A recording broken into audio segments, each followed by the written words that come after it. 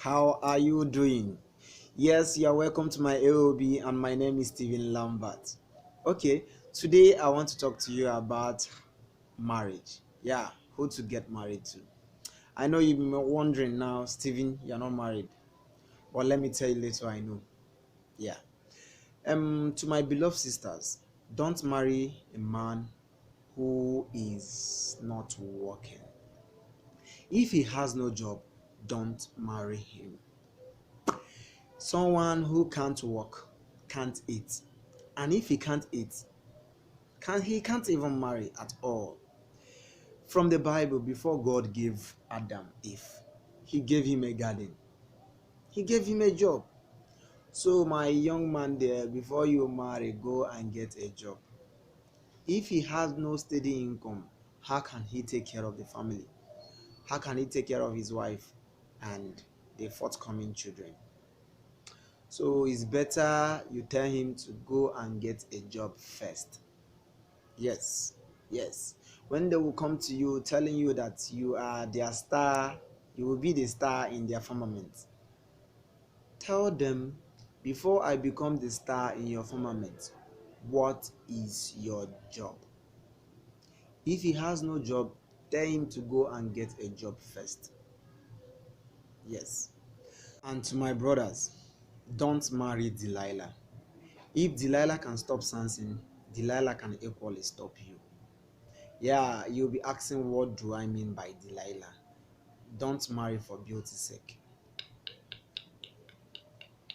The Bible made it clear in Proverbs 31 verse 30, and it says, favor is deceitful, beauty is vain, but that woman that feareth the Lord shall be praised. So that beautiful, sweet, elegant lady you see that walks, she's more beautiful than everybody you are seeing in your lifetime. She will grow old. Everybody grows old. Remember, beauty is like a flower. It rises in the morning and fades in the evening. So don't marry because of beauty's sake. Don't focus your attention on that particular thing alone outside the church.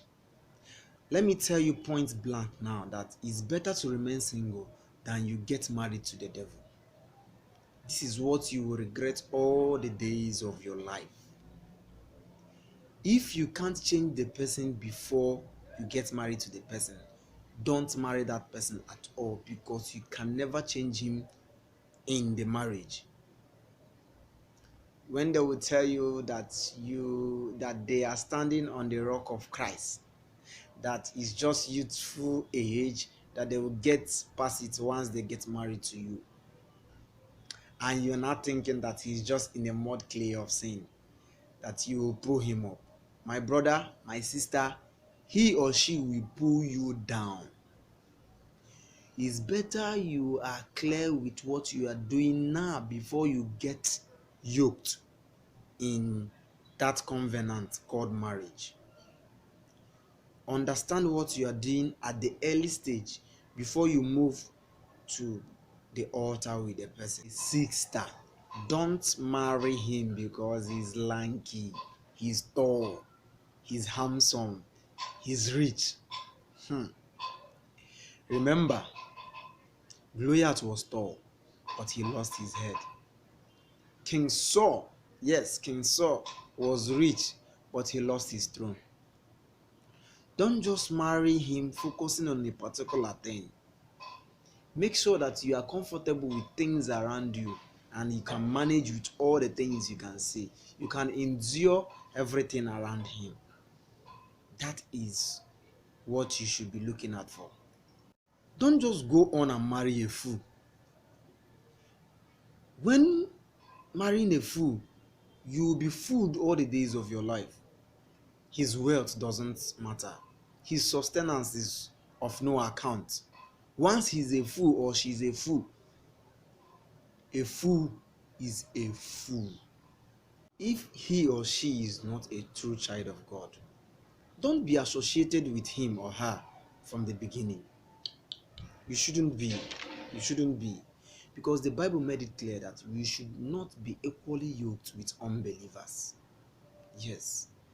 When some of them will come to you, they will follow you to church, act like Christians, they will pray with you, they will buy their own, their Bible will even be bigger than yours, your own. They will be very, very ready to go with you to any length just to show you that they are true child of God. You'll be wondering, what will you do in this case? My brother, my sister, don't worry. I would like to take you back to the Bible. In Matthew 7 verse 16, it says, by their fruits we shall know them. Not by their talks. When they tell you, I love you, this, that, God will bless us in our marriage, blah. Not by their talk, rather by their fruits we shall know them. So look out for what that person will be bearing forth. I would like you to ask him or her this question. Do you believe in holiness? If he or she replies, I don't believe on holiness. Nobody is holy apart from Jesus Christ. Nobody can be holy. We are all human beings. We are just like fish. We can never deny water. At that moment you hear this, please run. Run as fast as your leg can carry you. Don't sit one place and be fooled. No. You can't be like everyone and expect to be an example. An example is someone who is different from others. Someone who others should emulate and can emulate. So when he says that he can't walk towards perfection, wrong. You have to be walking towards perfection. You have to accept the fact that you need to walk towards being perfect. Since you have accepted that you are a Christian, Christian simply means Christ-like. You have to walk to be like Christ himself. Take you back to the story of Samson. The parents of Samson asked Samson, are there no women of your tribe?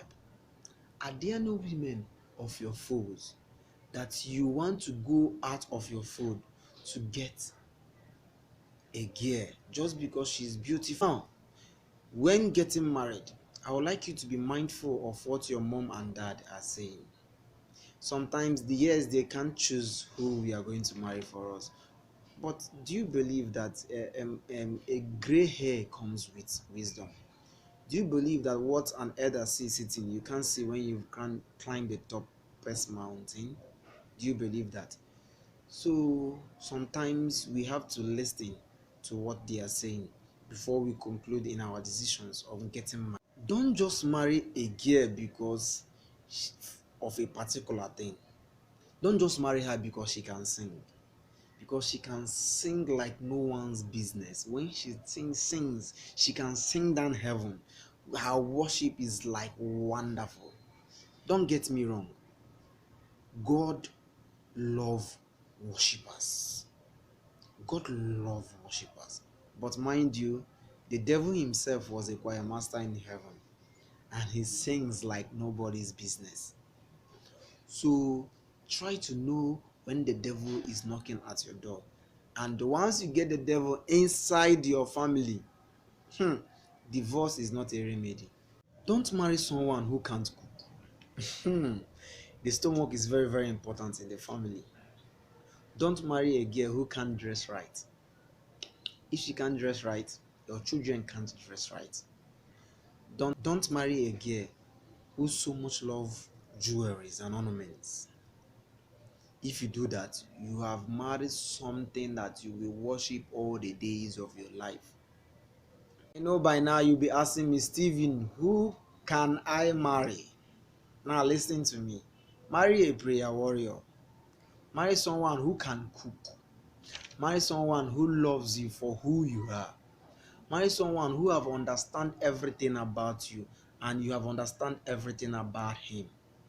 Marry someone who can endure with you. Marry someone who can persevere. Marry someone who understand that God is God. Marry someone of the same religion. Marry someone who will cry when you are crying. Marry someone who will dress right. If that person can dress right, your children can dress right. Marry someone who loves children. Marry someone who says sorry all the time. Marry someone who always admits his or her fault. Marry someone who will constantly keep a smiling face to the neighbor, no matter what. Marry someone who will see your vision, someone who will move to tomorrow with you. My name is still Steven Lambert, and this is my AOB. I would love you to share this video. I plead you to share this video to get to your brothers and friends. Thank you and remain blessed. I will come to you next time.